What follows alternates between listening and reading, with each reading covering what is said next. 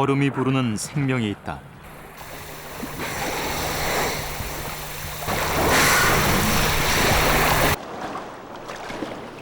빙하 아래엔 그들만의 먹이 사슬이 있고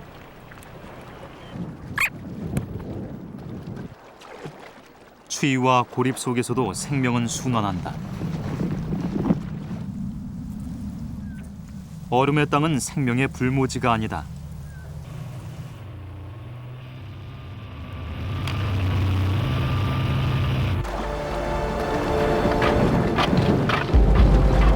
극한 환경에서의 생존. 그 비밀은 무엇일까?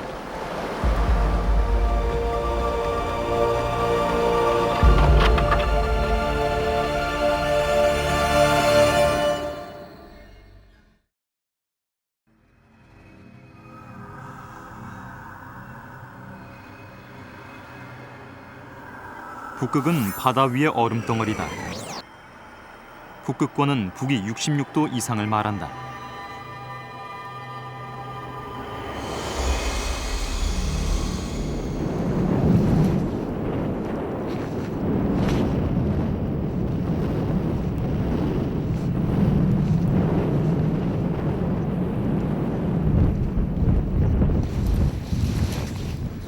스발바드 군도의 롱이어비엔 북위 78도로 인간이 거주하는 가장 높은 위도에 있다.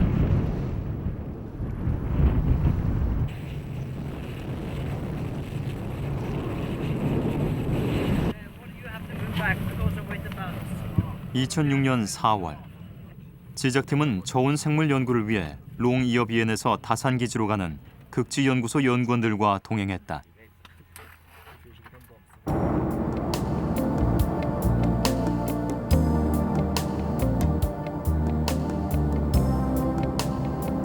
봄이지만 스발바드는 온통 눈세상이다.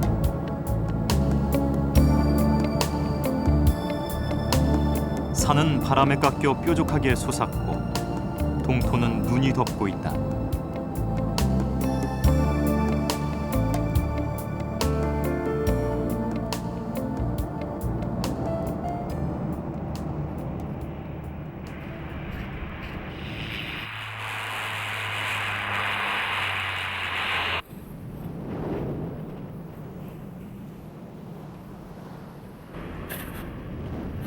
이알스는 우리나라를 포함 유럽 국가와 일본 등 8개국이 과학기지를 운영하고 있다.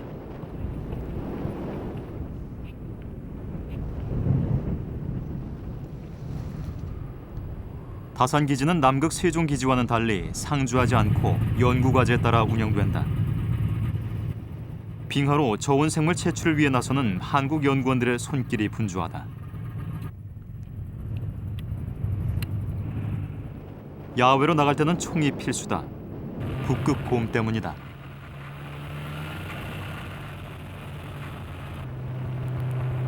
이동 수단은 스노우모빌. 기지를 나서면 곧바로 야생의 세계가 펼쳐진다.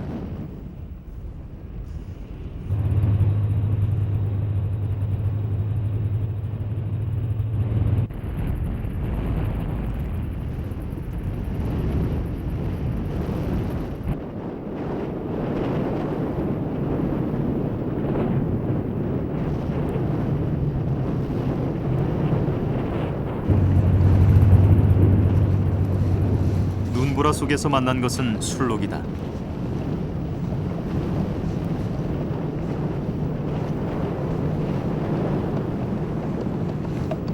술록은 북극의 환경에 가장 잘 적응한 종의 하나다. 두터운 지방층과 보온성이 뛰어난 털로 겨울을 버틴다.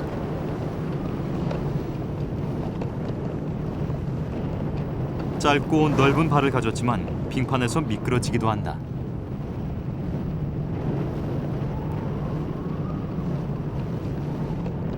스발바드의 술록은 큰 무리를 이루지 않고 가족 단위로만 움직인다. 섬이 많고 먹이가 풍부하지 않기 때문이다. 술록이 먹이를 찾고 있다. 50만 년간 북극의 추위와 부족한 먹이에 적응해 살아왔지만 겨울과 봄은 여전히 가혹한 계절이다.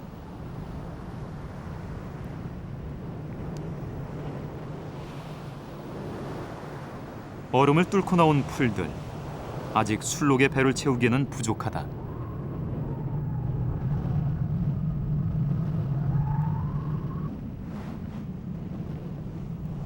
술록은 눈을 다루는 기술이 뛰어나다. 발로 눈을 헤쳐 먹이를 찾는다.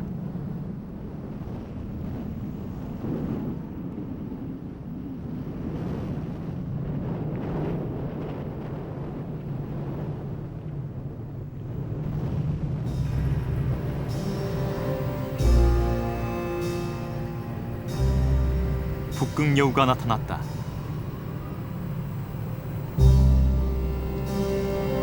녀석은 눈 속의 먹이까지 찾아내는 예민한 후각을 가졌다. 두텁고 하얀 겨울털은 북극여우의 방한복이다.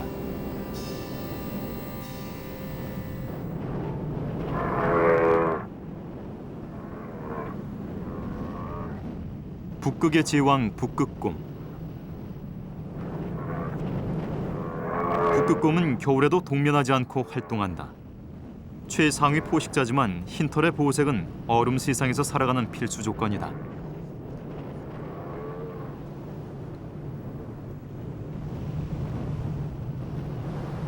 북극곰의 발은 넓적하고 발바닥에 털이 나 있다. 눈에 잘 빠지지 않고 미끄러지지 않는 털신 역할을 한다.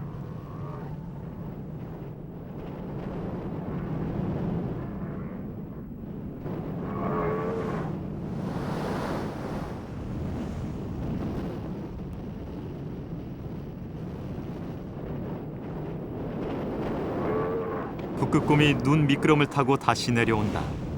에너지 소비를 최소화하는 방법을 아는 영리한 녀석이다.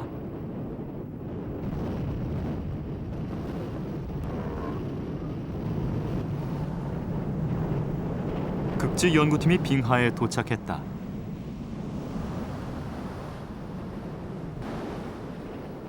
빙하는 오랫동안 눈이 쌓이고 다져져 만들어진다. 계곡 사이에 형성된 빙하는 바다와 만나는 곳이 종점이다.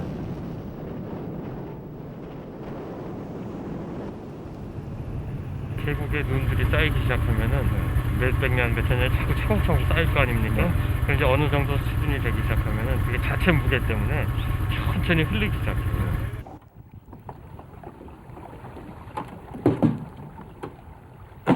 이번에는 배를 타고 빙하에 접근해 보기로 했다. 빙하에서 떨어져 나온 얼음은 바다 위에 떠 빙산이 된다.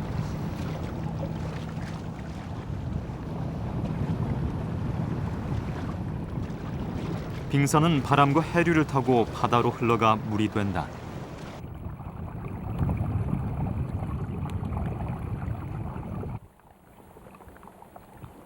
빙하 아래에서는 북극의 독특한 생태계가 펼쳐진다. 턱수염 물범이 유빙 위에서 발견됐다. 길고 정교한 수염은 물속에서 물의 파장을 감지해 사냥을 할 때 중요한 기능을 한다.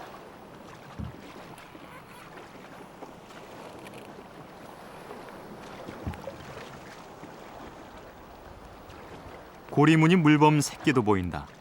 녀석은 북극곰의 주 먹이다.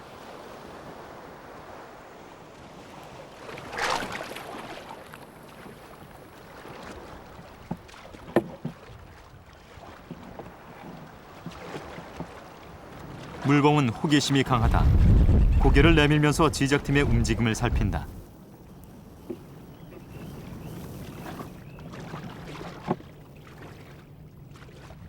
턱수염 물범은 묵직하게 잠수한다.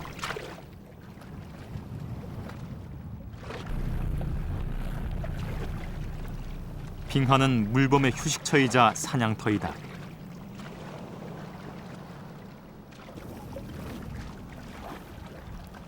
물범이 얼음의 바다를 넘나들 수 있는 것은 두터운 지방층 때문이다.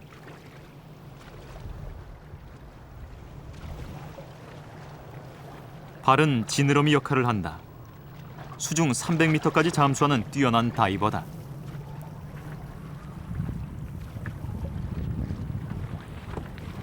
근접 촬영을 위해 얼음 위로 올라가 봤다.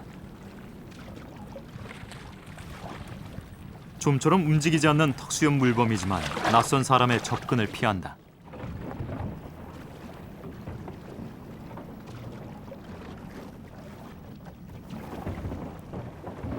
겨울이 끝나고 유빙이 생기는 4월에 물범 연구는 집중적으로 진행된다.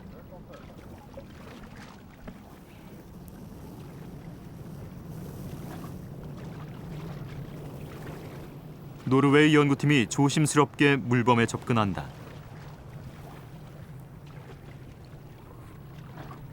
경계심을 줄이기 위해서는 물범의 눈높이에 맞춰 낮은 자세로 천천히 기어가야 한다.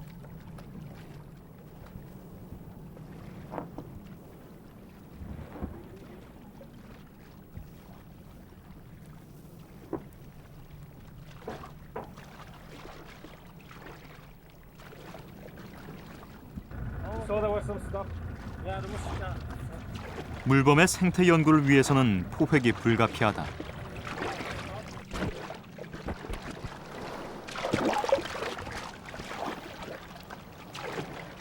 그물에 물범 한 마리가 걸려들었다.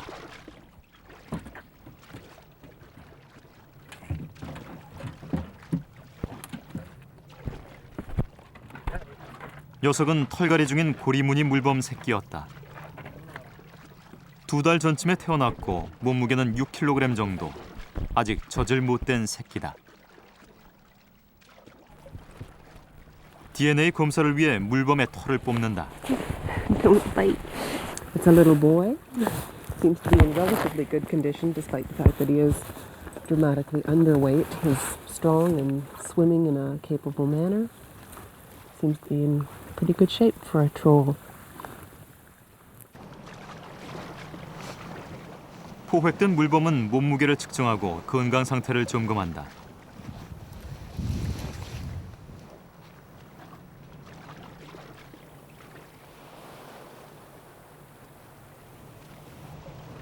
새끼가 연구팀의 손에 있는 동안 어미는 곁을 떠나지 못한다.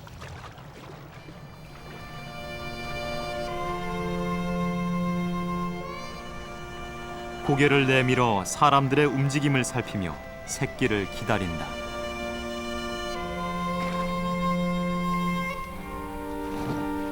성장 과정을 살피기 위해 포획된 물범은 개체마다 인식표가 붙여진 뒤 돌려보내진다.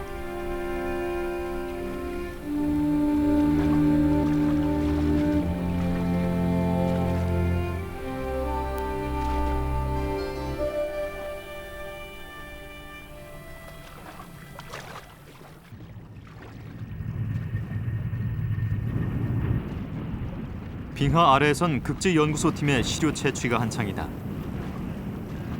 강성호 박사는 얼음 밑에 사는 미세 조류를 연구한다.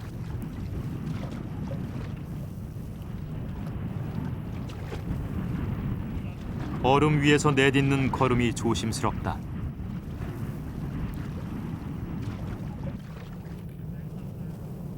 얼음 밑에서 작은 물방울들이 올라온다. 광합성을 하는 생명이 있다는 신호다.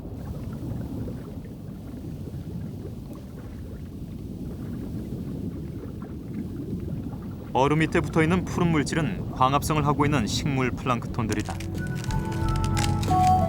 얼음은 어느 순간 뾰족한 결정을 만들면서 모든 세포를 파괴한다. 하지만 극지의 플랑크톤 중에는 얼음이 얼어도 죽지 않고 살아남는 종이 있다. 몸에서 결빙을 막는 단백질을 분비해 얼음 속에서도 살아남는 것이다.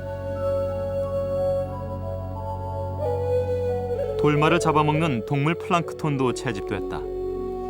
차가운 얼음 속에서 살아남는 천연 부동액을 몸에 가진 생물들이다.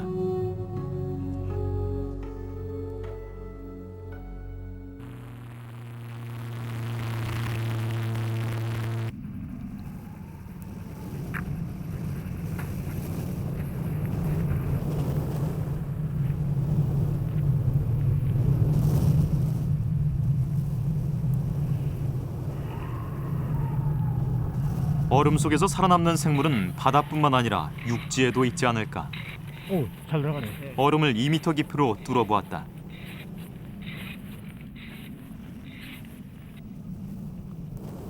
눈 덮인 이곳은 여름에는 호수로 변한다. 됐다. 다행이다. 한참을 파고 들어간 뒤 코어링 기기를 들어 올렸다. 햇빛이 들지 않은 2m 깊이의 얼음 속에서 꺼낸 얼음 막대기에는 어떤 생물이 살아있을까?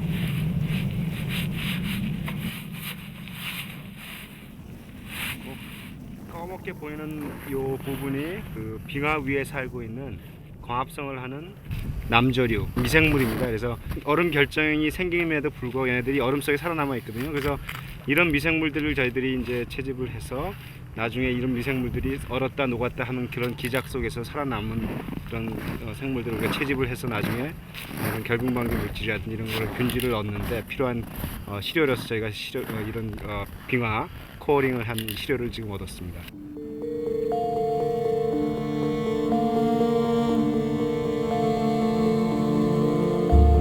북극은 겨울엔 해가 없는 흑야였다가 봄이 되면서 백야가 계속된다.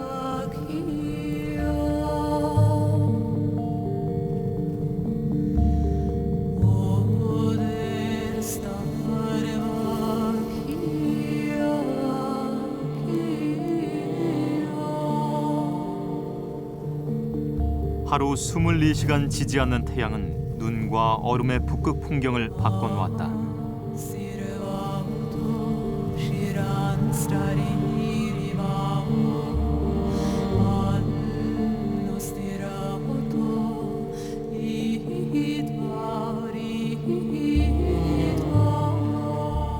봄이 가고 여름이 왔다.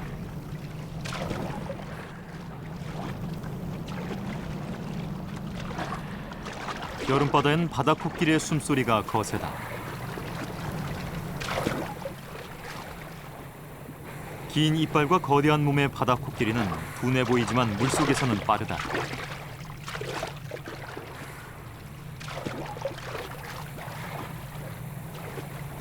긴 이빨로 바다 밑바닥을 훑어 조개를 잡아먹고 산다.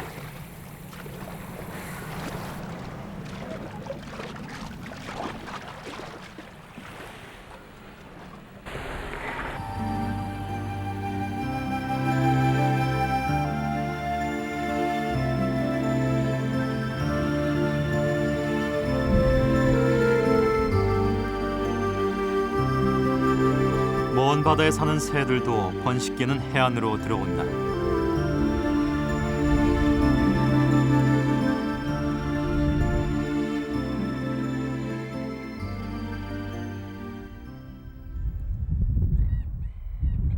하얀 가슴털과 검은 몸털의 대비가 뚜렷한 리틀 옥스. 몸길이 15cm 정도로 바다 오리 중에서 가장 작은 종이다.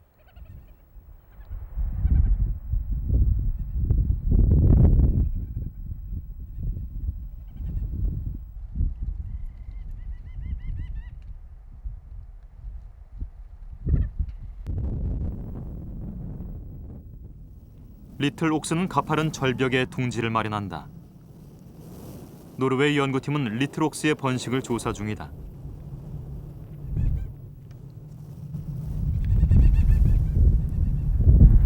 먼저 녀석들이 자주 앉는 평평한 바위에 포획용 그물을 설치한다. 그물엔 가는 철사 올가미가 묶여 있다.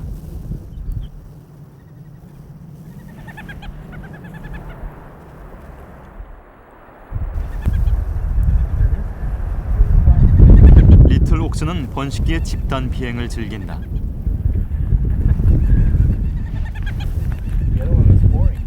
일정한 방향으로 선회 비행을 하면서 집단의 힘을 과시한다.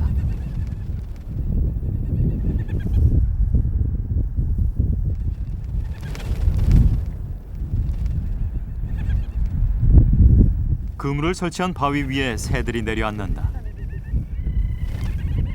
바위는 새들의 횃대와 같은 곳이다. 새들이 올가미에 걸리면 연구팀은 곧바로 달려가 눈을 가리고 데려온다.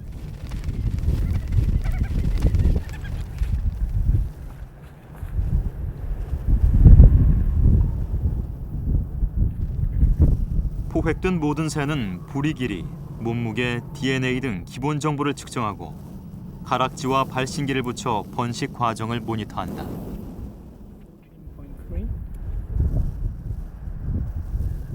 노르웨이 연구팀은 6월부터 8월까지 2달간 이곳에 머물면서 기후 변화와 새들의 번식 관계를 연구한다.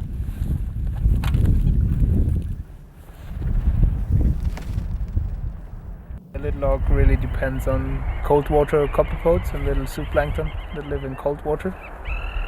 And so we want to see if the inflow of warm water has a negative effect on breeding success and chick growth and the whole population dynamics.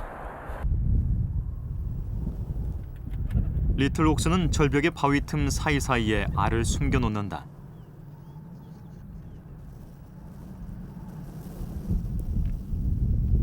병원에서 쓰는 내시경 카메라로 일일이 들여다봐야 번식이 확인된다. 번식은 이제 시작 단계다. 하지만 여름이 끝날 무렵이면 이 절벽은 리틀 옥스의 울음소리로 가득할 것이다.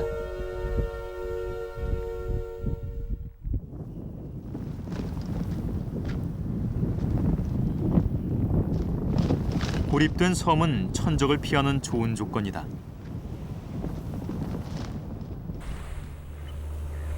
멀리 남극에서 북극까지 날아온 북극 제비갈매기. 북극 제비갈매기가 점령한 섬에 들어가면 녀석들의 집단 공격을 피할 수 없다.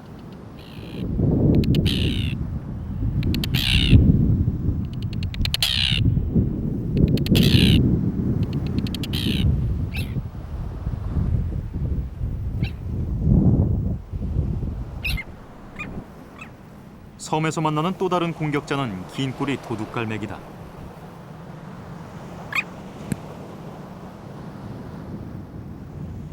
녀석은 자신의 번식 영역을 정지 비행하며 수호한다. 그들이 공격적인 것은 알을 지키기 위한 것이다.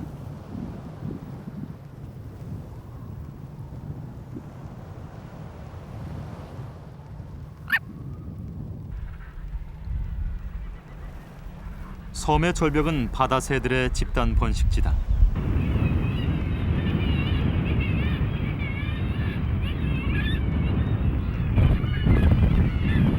키티웨이크는 바다에서 해조류를 물어와 절벽에 둥지를 짓고 산란 준비를 하고 있다.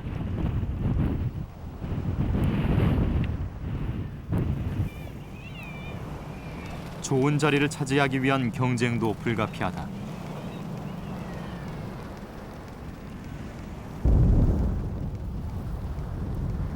크고 화려한 부리를 가진 퍼피는 바다의 앵무새라고 불리기도 한다. 번식을 앞두고 암수가 부리로 애정을 나눈다.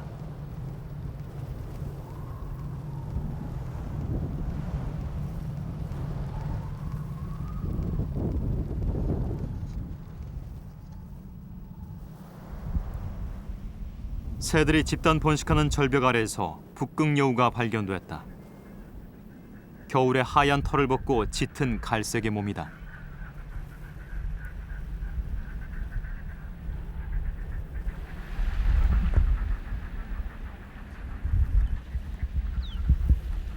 녀석은 새들을 잡아먹기 위해 절벽 아래를 누빈다. 북극여우는 호기심이 많다. 무인도에 나타난 사람을 처음 봐서인지 카메라 앞으로 다가왔다 멀어진다. 북극여우가 절벽 아래 높은 바위 위로 오른다. 먹잇감을 노리는 중이다. 섬엔 기러기들도 알을 품고 있다. 추운 날씨 때문에 어미는 가슴털을 뽑아 둥지에 깔고 새끼를 키운다.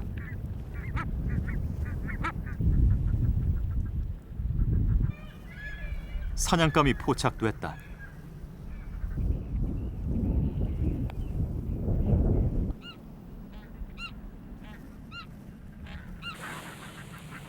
어미가 자리를 뜨자 곧바로 여우가 달려든다.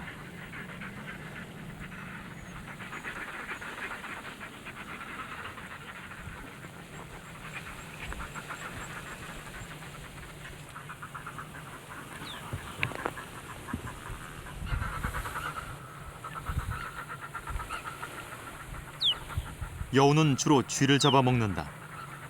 하지만 스발바드엔 쥐가 없다. 그래서 북극여우의 여름 주먹이는 새가 될 수밖에 없다.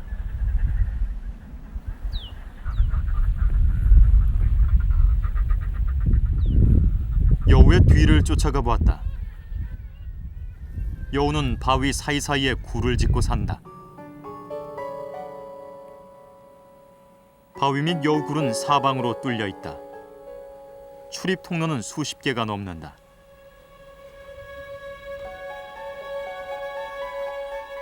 굴 속엔 새들의 깃털이 이곳저곳 널려 있다.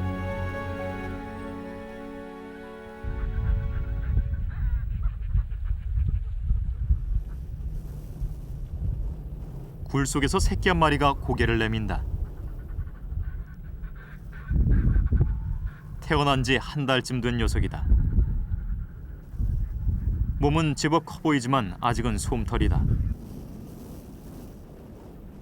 또 다른 한 마리도 굴 밖으로 나온다.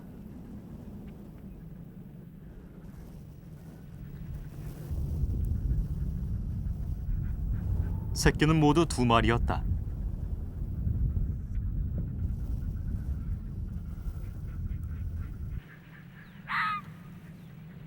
새끼들은 솜털이지만 몸은 벌써 어미와 구분이 어려울 정도다.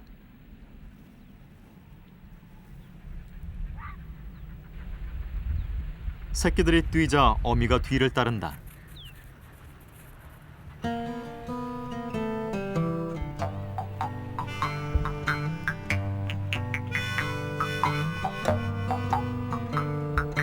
새끼들이 뛰어간 곳은 눈밭이다.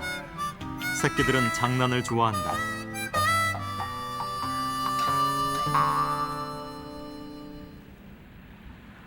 새끼들은 어미 젖을 뗀 상태로 보였다.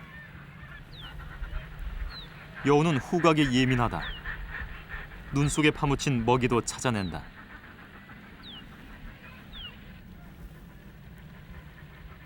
어미가 새를 사냥했던 자리. 새끼는 냄새를 맡으며 무언가를 물어뜯어 본다. 젖을 뗀 새끼. 사냥 본능으로 살아야 하는 야생의 시간이 임박했다.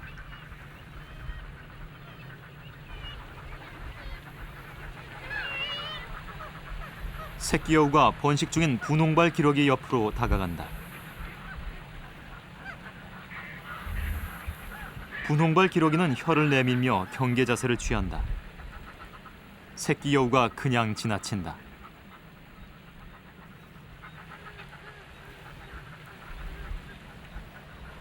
불안해진 분홍발 기러기가 주변을 살피기 위해 움직인다. 둥지에는 부화한 지 나흘쯤 돼 보이는 새끼들이 있다.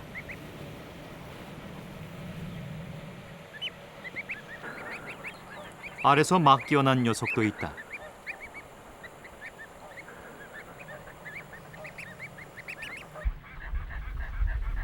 어미가 없으면 곧바로 포식으로 이어질 수 있다.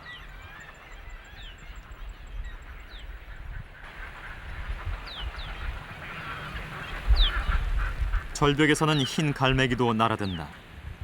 흰 갈매기는 다른 새들의 알과 새끼들도 훔쳐먹는 포식자다.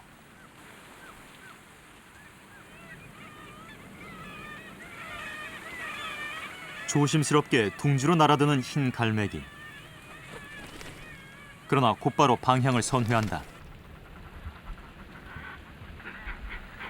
여우 가족이 노려보고 있기 때문이다. 어미가 소리를 지르고 달려든다. 포식자로서는 여우가 한 수 위다.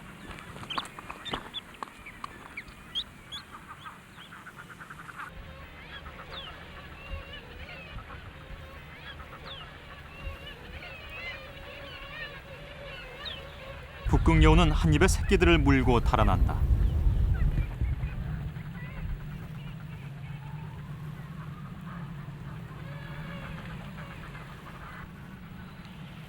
새끼도 어미가 물어다 준 먹이를 먹는다. 여우가 있는 섬은 거의 모든 새들의 번식이 수포로 돌아간다.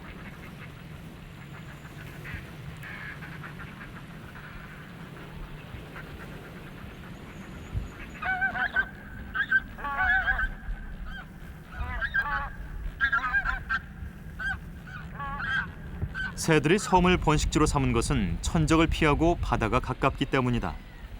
하지만 여우와의 동거는 불안할 수밖에 없다. 기러기들이 새끼들 데리고 둥지 떠나기를 서두른다.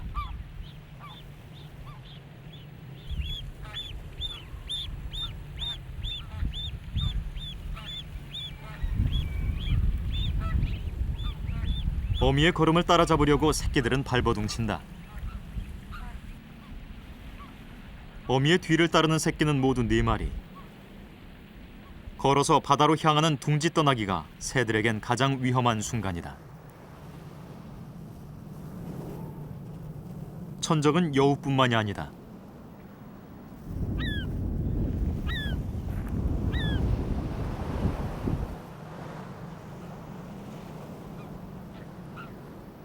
새끼들은 어미의 걸음을 쉽게 따르지 못한다.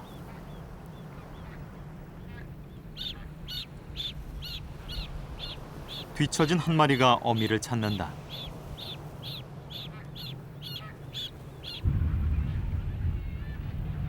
흰 갈매기가 떴다.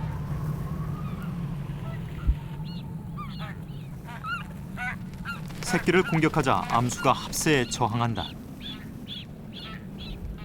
어미의 도움을 기다리는 새끼의 소리가 더 거세진다.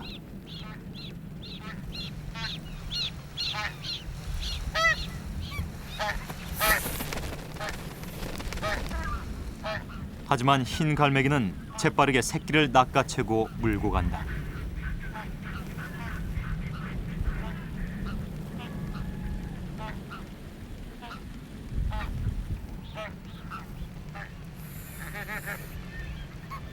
흰 갈매기의 공격을 피한 새끼 2마리만이 어미를 따른다. 살아남기 위해서는 한 걸음이라도 빨리 바다로 나가야 한다.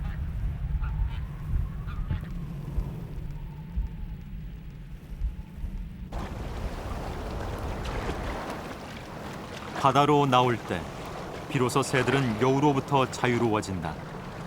하지만 안전지대는 아니다.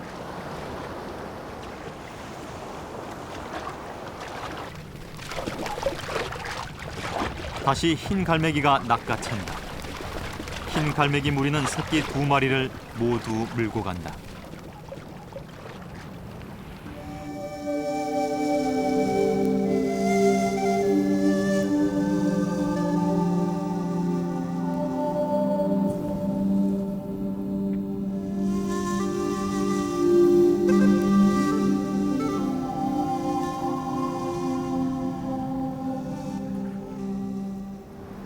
북극의 여름은 안개와 바람의 연속이다.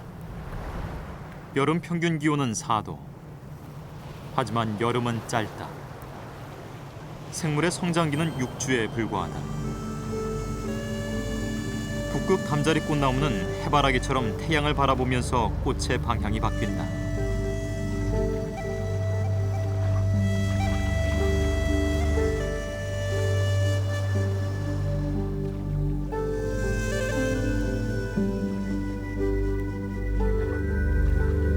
북극 종 덤불나무는 종 모양의 흰색 꽃을 피운다.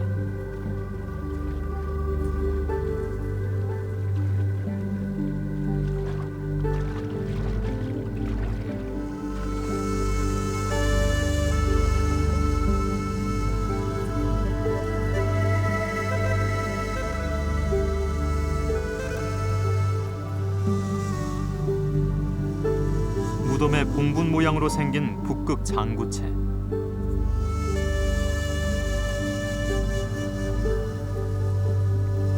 이 식물은 남쪽 면에서 먼저 꽃이 피고 나중에 북쪽 면에서 개화가 이루어지기 때문에 나침반 식물로 불리기도 한다.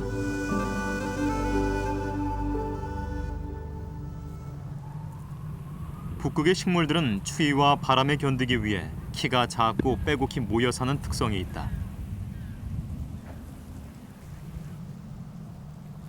곤충이 거의 없어 꽃가루 바지는 파리나 바람에 의해 이루어진다.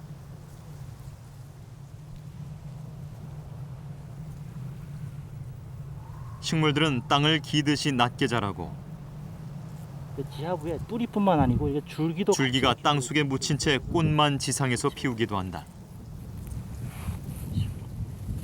겨울 동안에 혹독한 추위를 견디기 위해서 이 북극 버들 이 살릭스 폴라리스는 땅 속을 뿌리와 더불어 줄기와 같이 이렇게 기어다니면서 자라는 그런 특징을 가지고 있습니다. 그래서 짧은 여름 기간 동안 잎을 내어서 광합성을 왕성하게 하기 때문에 겨울 동안 지하부에 많은 그 영양분을 가지고 있게 됩니다.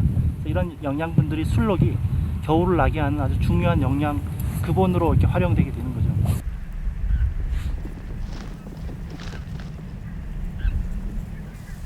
술록 가족이 초지로 나왔다. 술록도 두터운 겨울털을 벗고 털갈이 중이다. 짧은 여름. 얼음의 땅을 녹색으로 바꾼 것은 눈이 녹기 전부터 땅속에서 성장을 준비해온 1차 생산자들이 있었기 때문이다.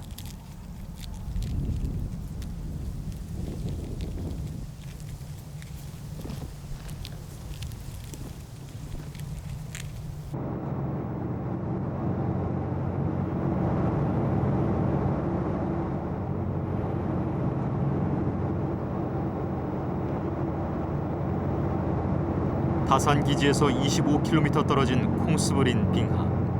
빙하는 수천 년 눈이 쌓이고 다져져 만들어진다.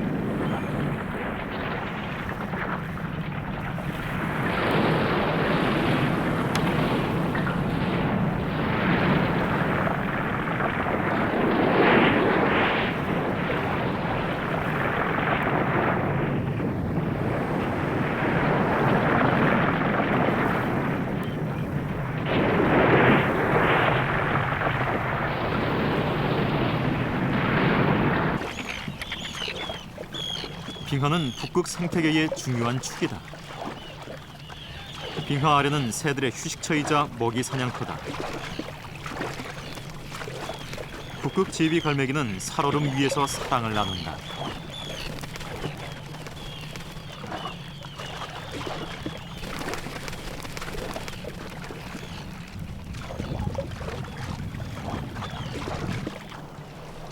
바다 오리과의 길리못은 북극의 잠수부다. 빙하 아래의 물속은 어떤 생명들이 살고 있을까? 잠수를 해보기로 했다.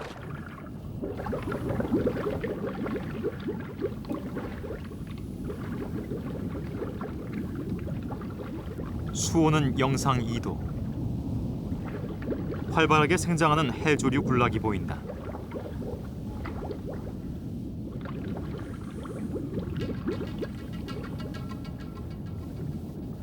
뱀장어과의 물고기가 나타난다.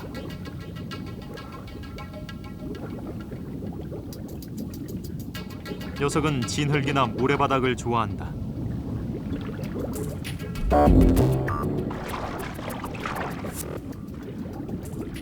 큰 입과 거친 비늘을 가진 양태류의 물고기도 보인다.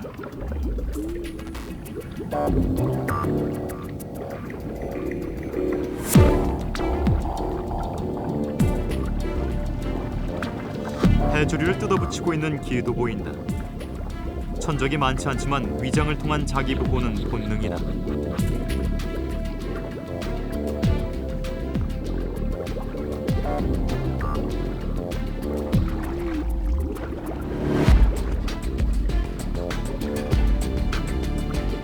고둥은 머리를 맞대고 짝짓기 중이다.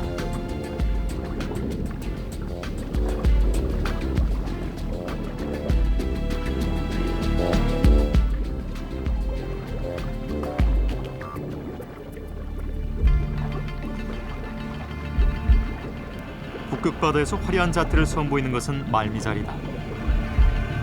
촉수를 움직여 먹이를 찾아내고 암술머리처럼 생긴 입으로 가져간다.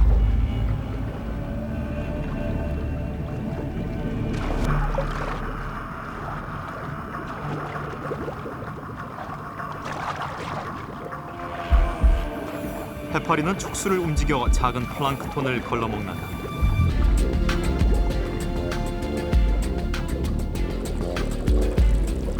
북극바다의 해파리는 대부분 자기 몸에서 빛을 발한다.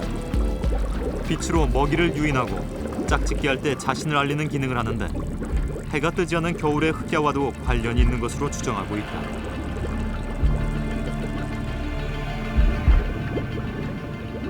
해파리 중에서 가장 포식성이 강한 빛 해파리다. 춤추듯 움직이는 두 개의 긴 촉수로 얼음 밑에 요강류를 사냥한다.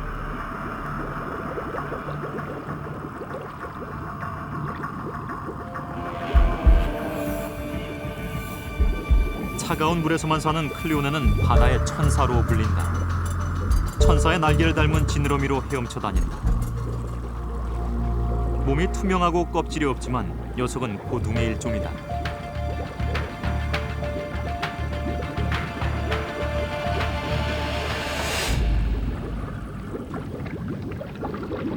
극한 환경에서 생존하는 생명의 비밀을 캐는 극지 연구소팀의 활동은 수중에서도 계속된다. 옥정현 박사는 저온에서 살아가는 해조류를 채집해 생태를 연구하고 있다.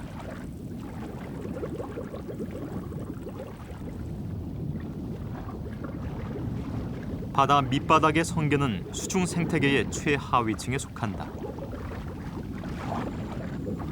해조류를 뜯어먹고 사는 성게를 통해 바다의 오염도를 측정하는 연구 또한 진행 중이다.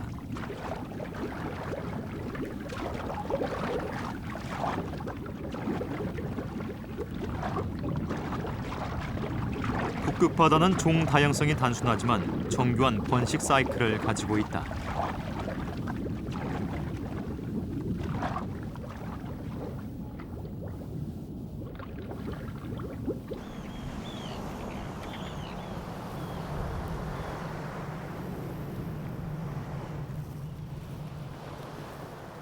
사람 사는 곳에서도 야생의 세계는 펼쳐진다.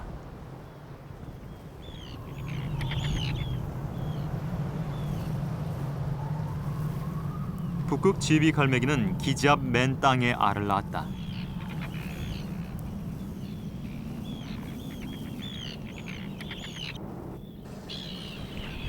도로변에 알을 낳은 녀석들은 사람의 통행조차 쉽게 허락하지 않는다.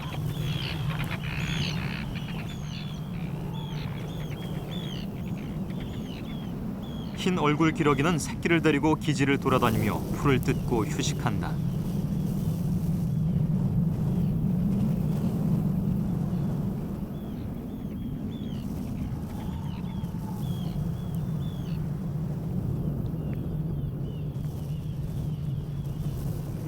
북극여우가 기지에 나타났다. 녀석은 익숙한 듯 이리저리 살피고 돌아다닌다. 기지 주변에 번식하는 새들을 노린 것이다.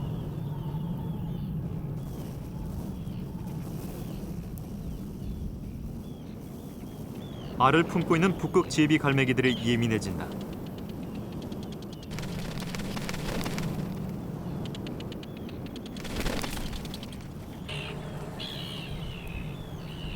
여우의 등장에 북극 제비 갈매기들은 집단 공격으로 대응한다.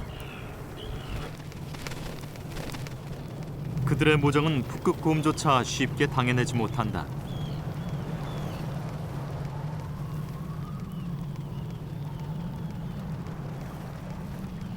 새들에게 쫓겨온 북극여우. 녀석이 돌아온 곳은 네덜란드 연구원들의 숙소 지하 구멍이다.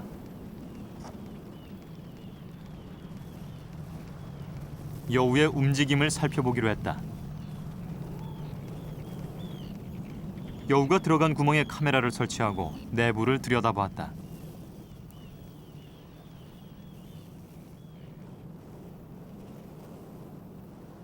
집 아래엔 여우가 드나드는 여러 개의 출입구가 있다. 여우굴이다.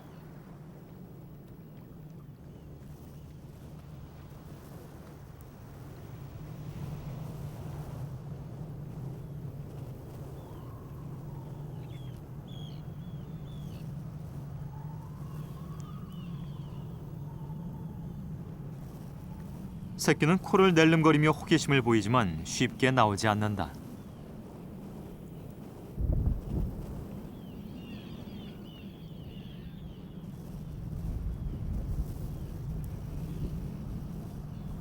머뭇거리던 새끼가 굴 밖으로 나온다.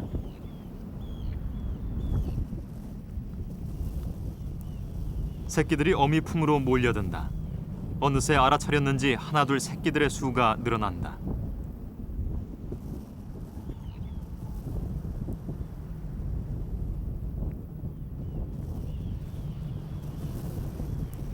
그리고 서로 밀고 밀리며 젖을 문다.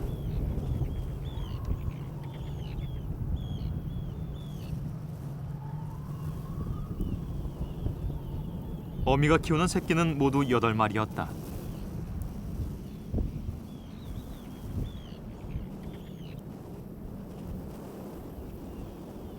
생후 3주일쯤 된 새끼들. 굴속 생활을 하다 밖으로 나온 녀석들은 장난이 거세진다.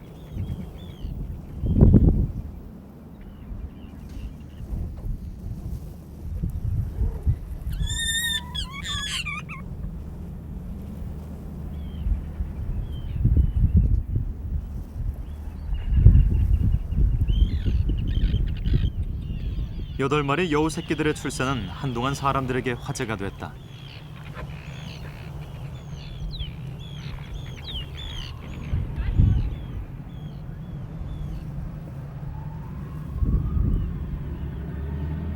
여우가 다시 사냥감을 노린다. 여우가 이곳에 새끼를 낳은 것은 호수가 곁에 있기 때문이다. 호수 주변은 새끼를 키우는 새들이 모여 있다. 초지가 넓고 얕은 물이 있는 호수는 새들의 오아시스로 불리기도 한다.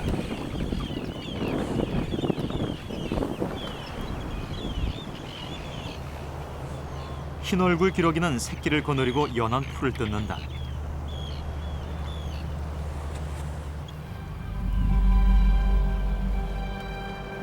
여우의 발걸음이 빨라졌다. 사냥이 시작된 것이다.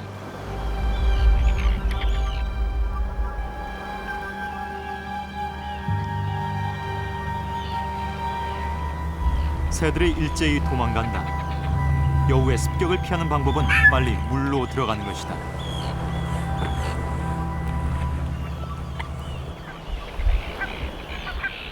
북극 제비갈매기의 계속되는 추격.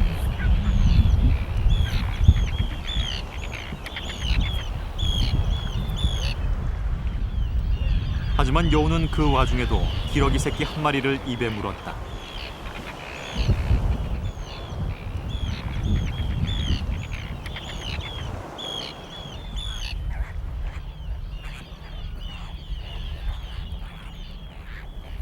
어미가 가져온 먹이를 놓고 새끼들끼리 먹이 다툼이 벌어진다.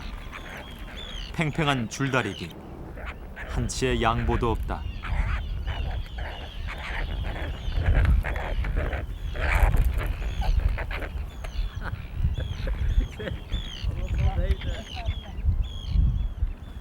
먹이를 차지한 새끼는 먹잇감을 물고 멀리 나간다.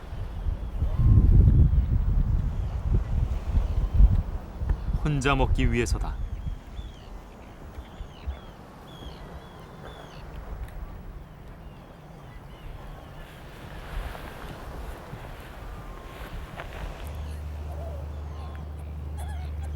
어미는 50일 동안 새끼에게 젖을 주고 품어준다. 여름이 짧기 때문에 새끼들은 급성장해야 하고 8월 가을이 시작되면 곧바로 독립이다. 그래서 어미는 엄격하게 젖과 야생의 먹이를 안배해 먹인다. 북극여우,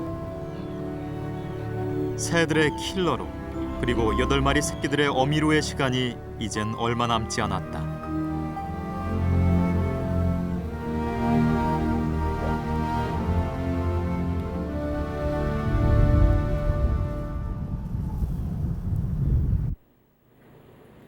극지 연구는 저온에서 생존하는 생명의 비밀을 밝히고 지구 환경의 미래를 예측하는 데 집중돼 있다.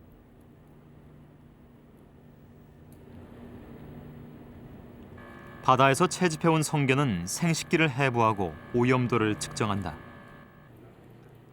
먹이사슬의 기초를 형성하는 성게는 오염과 북극의 생태계 변화를 예측하는 토대가 된다.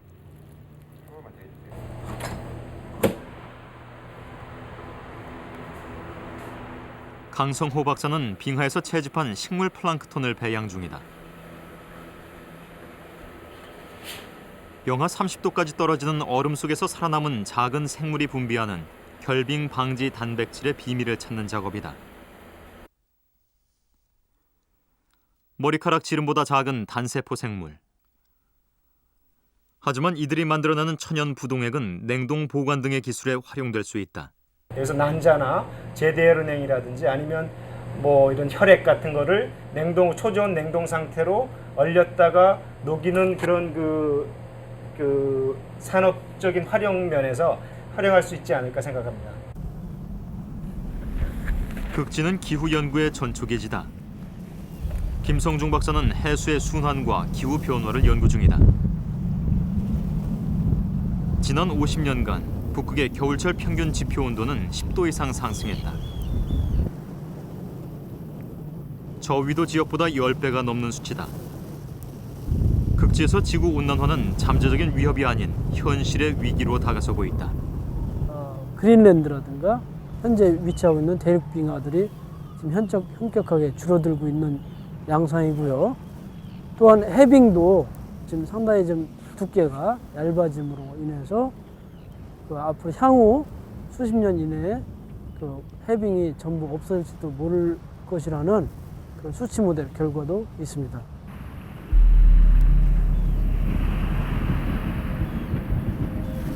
극지가 지구 온난화의 영향을 크게 받는 것은 눈과 얼음 때문이다. 눈과 얼음은 태양 에너지를 70% 이상 반사한다. 하지만 이것이 녹으면 반사율은 떨어지고 흡수율은 높아져 기온 상승이 가속화된다. 북극 얼음의 면적은 매 10년간 4%씩 줄어들고 얼음의 두께는 30% 이상 감소했다. 이런 추세라면 2050년이면 계절에 따라 바다 얼음을 아예 볼 수 없다는 전망도 나오고 있다.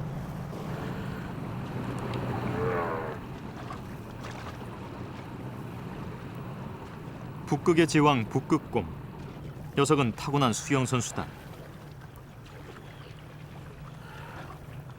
긴 목을 빼들고 주변을 살피면서 먹잇감을 찾는다. 북극곰 먹이의 80%는 물범이다.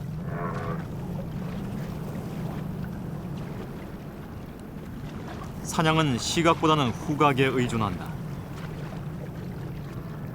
1km 밖에서도 먹잇감의 냄새를 맡는다.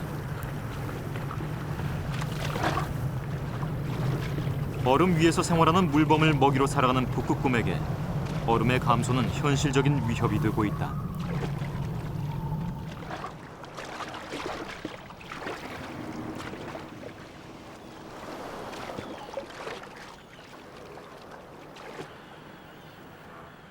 (2050년) 바다 얼음이 사라진다면 북극곰은 땅에서 먹이를 찾는 신세로 전락할 것이다.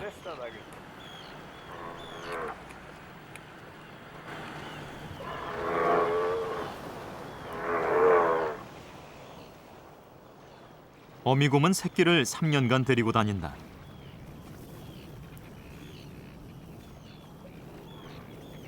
새끼가 어미곰의 행동 하나하나를 모방하며 야생에서 살아가는 법을 배우는 데 필요한 시간이다.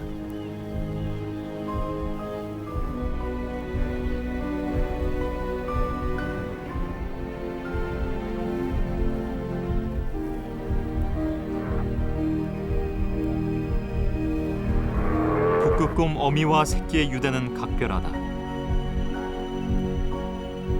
20m 이상 서로 떨어지는 경우가 거의 없다.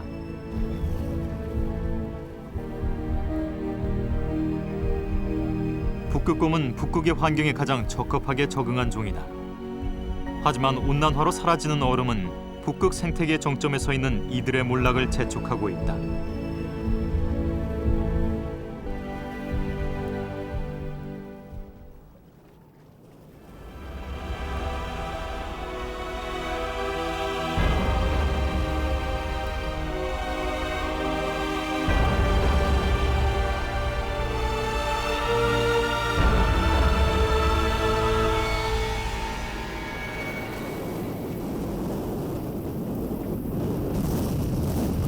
(11월이) 되면 북극의 모든 세상은 어둠 속에 갇힌다.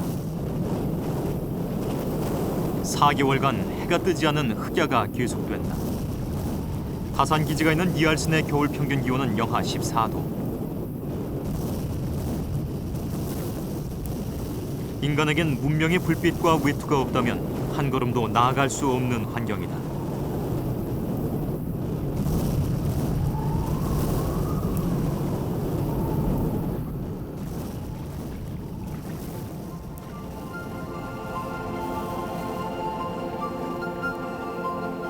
겨울 북극의 밤을 밝히는 것은 오로라다.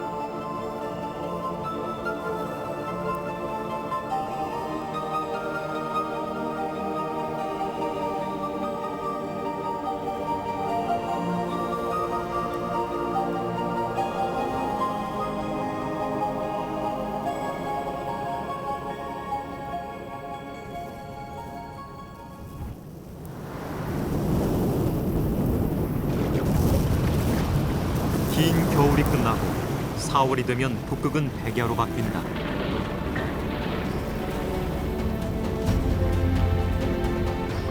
얼음의 여행이 시작됐다.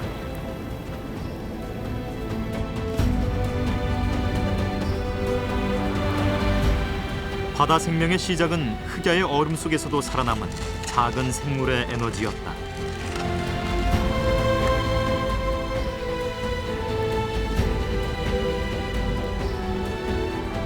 그리고 그 에너지는 짧은 여름 동안 폭발적인 생명의 증가를 이끌고 먹이 사슬을 통해 빠른 속도로 최상위 단계까지 전달된다.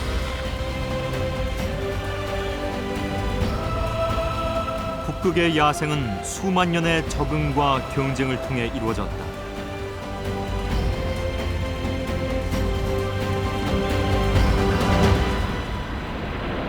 북극은 온난화에 대한 반응이 민감하고 곧바로 고유 생태계의 붕괴로 이어진다. 지금 북극의 얼음이 녹고 있다.